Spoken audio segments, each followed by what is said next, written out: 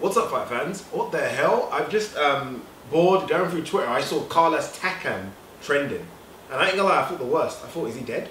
I kid you not. That's the first thing that came to mind. I thought, oh my god, Carlos Takam is dead. I don't know why. When people's names trend that don't ever trend, there's two things. I thought either he's dead or performance enhancing drugs. That's the first.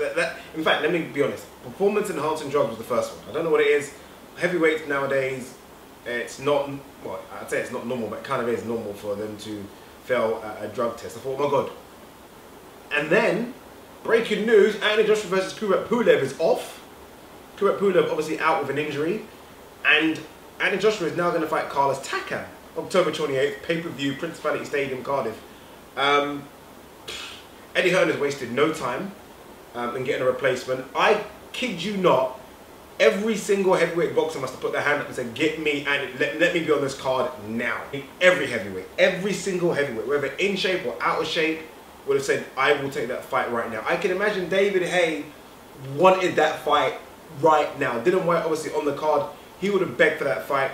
And I guess Eddie Hearn would have been tempted for Dylan White. I think he would have been a bit tempted. But remember, Anthony Joshua's his cash cow, right? You can't risk the cash cow. Carlos Takam, people, though, is a bit of a risk. It's a bit of a risk. 6'1", so not very big heavyweight, but very, very solidly built, and just keeps on coming.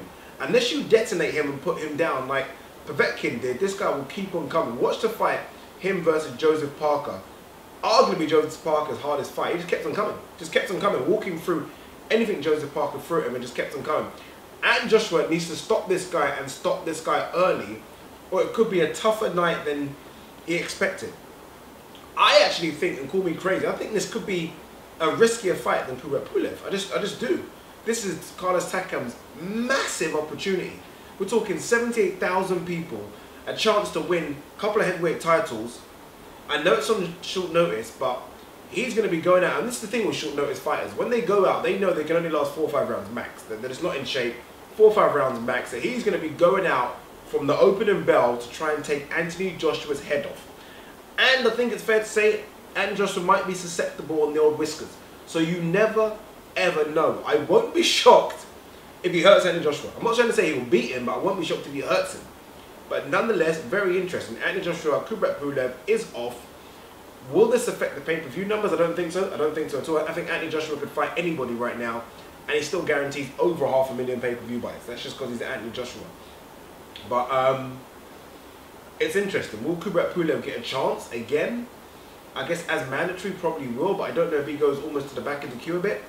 I don't know if Anthony Joshua has to do his WBA voluntary first, which is it Luis Ortiz still? I'm not quite sure, and then maybe Pulev.